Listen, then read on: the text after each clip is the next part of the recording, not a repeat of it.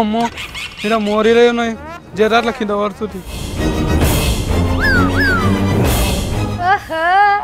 దోరేంది పవనాలు సార్ అవతారం ఎత్తిండు ఫన్ అయిపోద్ది రా అక్క ఒక్క రోజు వార్తలు చదువు ఇచ్చిపెట్టి రా ఫన్ అయిపోతుంది మంగోలి ఎక్కడ పోయింది ఆగో పోరడికి మళ్ళీ ఏమైంది కీ కండు వేసిండు కీ అవతారం ఎత్తిండు ఏం చేస్తున్నాడు అసలు అవుబల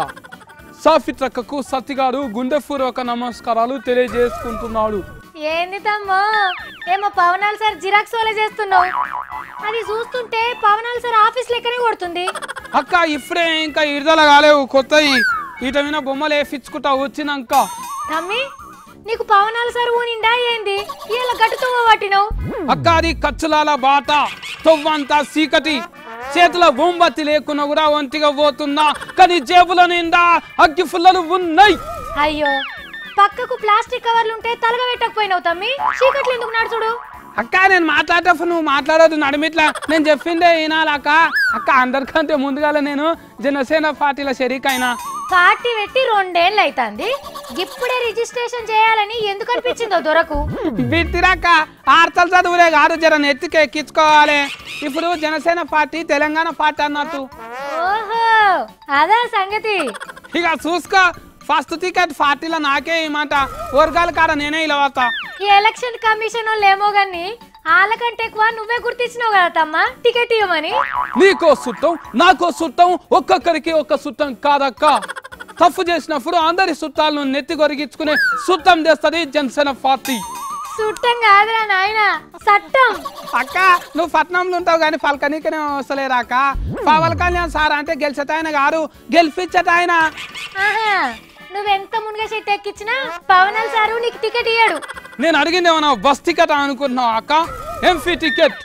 ఎంఫీ టికెట్ అంటే ఏంటిదో ఎరకనా నీకు అది నా తెలుగు భాషల అనుమానం అంతా అయ్యో అనుమానం అంటే అభిమానం అంతా అని అయ్యగారి భాషలో గట్లా అన్నాడు మీరు అర్థం కాలేదని తలకాయ గోకోకుండ్రి ఢిల్లీలో ఉన్న పెద్ద మనుషుల కాళ్ళు మొక్తా అనే లెక్క కాదక్క నా తెలంగాణ నా ఫోర్ తెలంగాణ బండెనుక బండి కొట్టి ఫరారు వాళ్ళు కొట్టి జమ్ జమల్వరి కాలాజరి నీ తెలంగాణ కాదని ఎవరన్నారు కానీ 5 స్టార్ హోటల్లో పార్టీ పెట్టాడు పవనాలు సార్ కానీ అప్పుడప్పుడు అమాస పుణ్యానికి తప్ప ఏడనన్న కనబడుతున్నాడా పవనాలు సార్ బిత్తిరాక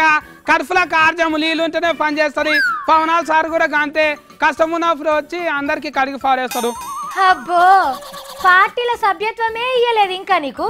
అప్పుడే అధికార ప్రతినిధి లెక్క మాట్లాడబడుతుంది నేను టైం కోసం ఏరి చూడను నేను వచ్చినప్పుడే గనారం ముళ్ళు దింపుకోవాలి ఒకవేళ ముళ్ళు తిరగకపోతే సెల్లు మార్చుకోవాలి ఎందుకంటే ముళ్ళుతోనే సెల్లు నడిచేది తూ కాదు సెల్లుతోనే ముళ్ళు నడిచేది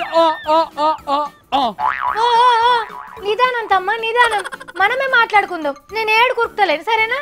ఆవేశంతో చేసే పనులు ఆలోచన లేకుండా చెప్పే మాటలు ఋతుపవనాలు లాంటివి అక్క చలికాలం వచ్చినప్పుడే శాలువతో పని ఉంటది ఎండాకాలం ఉంటేనే ఏసీలు ఫ్యాన్లు మతికొస్తాయి అంటే పబ్లిక్ కి కష్టాలు వచ్చినప్పుడే పవనాలు సార్ పతారా చూపిస్తాడు అన్నట్టు కప్పలు ఎండిపోతున్నాయని చెరువుల్ని తవ్వి ఫీయలేం నీళ్లు దొరుకుతలేమని మనుషులను తిట్టలేం ఎందుకంటే మనది పురాతనమైన ధర్మ దేశం ఓ తమ్మి నీ ముంగట నేను తప్ప వేల మంది ఏం లేరు గతగాన ముగకు మెడలు పట్టుకుంటాయి ఊగితే మెడలు పట్టుకుంటాయని ఒలితే దౌడలు గుంజుతాయంట అని ఒలరకుండా ఊకుంటామా అక్క ఊకోకపోతే ఏం చేస్తావు శశి ఇంకా జరసేపు మాట్లాడితే నాకు కూడా అట్లనే వచ్చేటట్టున్నది కదా కరెంటు బిల్లు వస్తుంది అన్న బంద్ చేసుకో